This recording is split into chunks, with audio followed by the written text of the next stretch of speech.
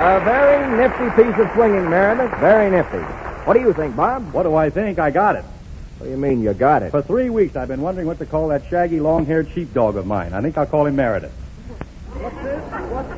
What's this? Listen, young, what's the idea of calling your dog Meredith? Now, Meredith, don't get excited. The dog had to have a name, and I just called him the first thing he reminded me of. Well, that's different. As long as you did it for sentimental reasons. You know, that's a funny thing. I named my dog Meredith, too. You did? What kind of a dog is it? A Mexican hairless. Oh, a couple of wise guys, huh? Making fun of me by calling your dog Meredith. Well, you know that pet baboon of mine? I wish I could name it Bob, and I'd get even with both of you at once. Okay with me, Meredith. I don't care. Go ahead and name your baboon Bob. I would. Only, you see, yesterday he became a mother. Oh, a mother, eh? Well, what did you call the little darling before he surprised you? We called it Meredith. It was my wife's idea. Oh, your wife's idea, huh? Well, the babies are very cute. Yeah, I can imagine. All except one. Ugliest thing I ever saw. Absolutely no expression. Big bags under the eyes and an enormous red nose. Now, wait a minute, Meredith. If you've got anything to say about me, you can say it to my face. Hello, Frank. Oh, don't try to soft-soap me with that hello. I know I haven't been looking very well lately. Now, Frank, Meredith wasn't things... talking about you. His baboon just had a baby. Really? Meredith, have a cigar. Oh, another wise guy. Listen, I'm fond of my baboon. I feel the same toward it as these fellas do toward their dog. Oh, you boys have dogs, I've got two. That police dog of mine is the greatest dog in the country. Hurdles fences 6 feet high, fights like a Trojan. Is he a good watchdog? Recognizes any crook instantly, sort of a sixth sense. The minute he sees a thug, he attacks him. I hate to let him go. Why are you letting him go, Bob? He bit me yesterday. What is this whole hum business, Frank? Aren't you interested in dogs? Not anymore, fellas. I was once the owner of the world's greatest dog. Champion Count von Stafford von Gießen auf der Heide ganz gut III. What breed was he, Frank? A mutt. But the greatest animal intelligence I've ever encountered. Thousands of words have been written about the brains, the devotion, the courage of the Count. Where is he now, Frank? He won the Carnegie Medal and retired on a government pension. No. Wait a minute. How did your dog win the Carnegie Medal? Well, fellas, I was once entertaining a glamorous throng of international celebrities in my townhouse in New York. Your townhouse? Yes, East 73rd Street. It cost me a cool $3 million, but a tasty little place in a rococo sort of a way. The guests had retired for the evening, but I was sitting in the library browsing over a bottle of Schopenhauer, a volume, when suddenly my nostrils were assailed by the pungent odor of smoke. The house was on fire. That's exactly right. Within 3 minutes, the place was an inferno. Showing rare presence of mind, I grabbed the unfinished bottle of Schopenhauer, volume, and dove head first out of the window. Some dive. Yes, well, it was a private house, quiet card game. The police... Oh, you mean the dive out the window? Well, I landed safely, and of course my first concern was for my guests. Oh, your first concern was for your guests. Well, what about the bottle of Schopenhauer? Well, I killed it on the way down. When I reached the street, I turned and saw my mansion, a mass of flames. Fortunately, most of my guests had already escaped unscathed, but an investigation revealed that the ambassador from Galborneo was trapped in the south wing. Well, where was the dog all this time? The Count, yes, he was checking the guest list.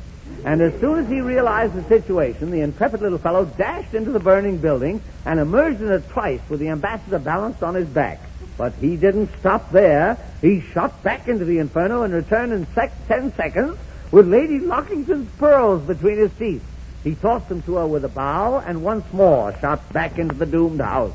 We waited breathless to see what he was after. What was it, Frank? Would you believe it? The dog dashed through my art gallery, peering at the masterpieces.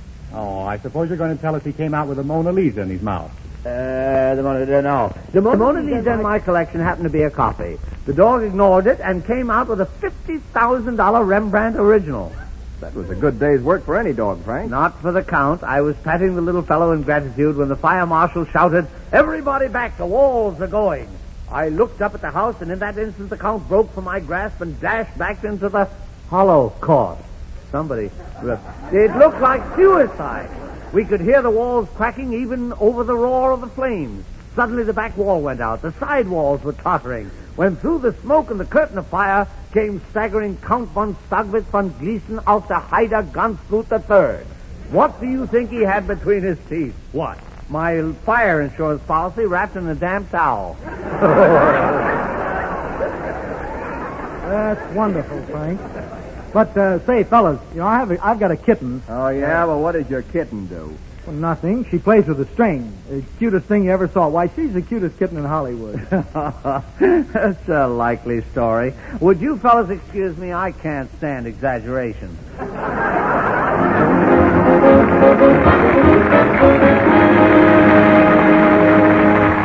2 weeks ago, Fanny Brice sang on this program a song she made famous on Broadway, the immortal Rose of Washington Square.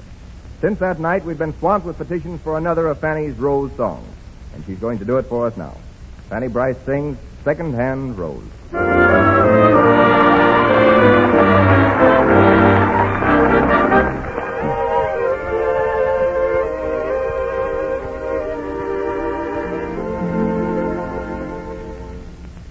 Father has a business, strictly second hand.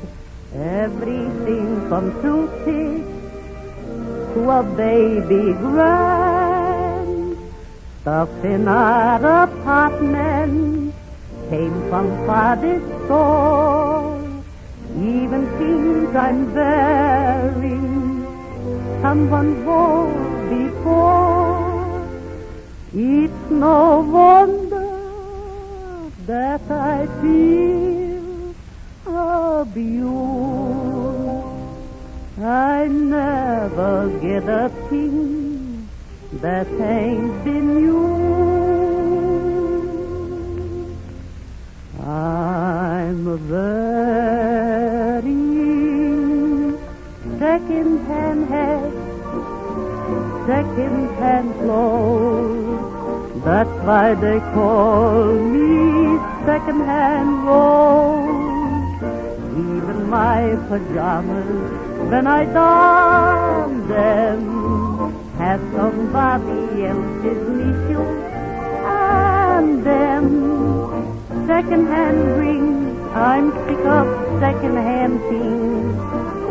I never get a single thing that's new. Once while strolling down the street, a woman got my goat.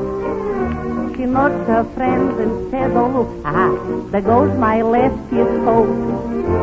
Everyone knows that I'm just second-hand Rose from Second Avenue. Even Jakey Cohen, he's the man I adore, had the noise to tell me he's been married before.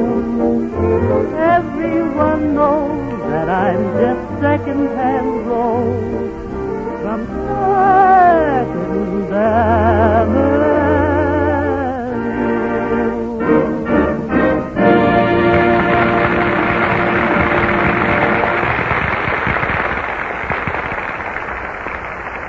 Fanny, thank you very much. That was wonderful.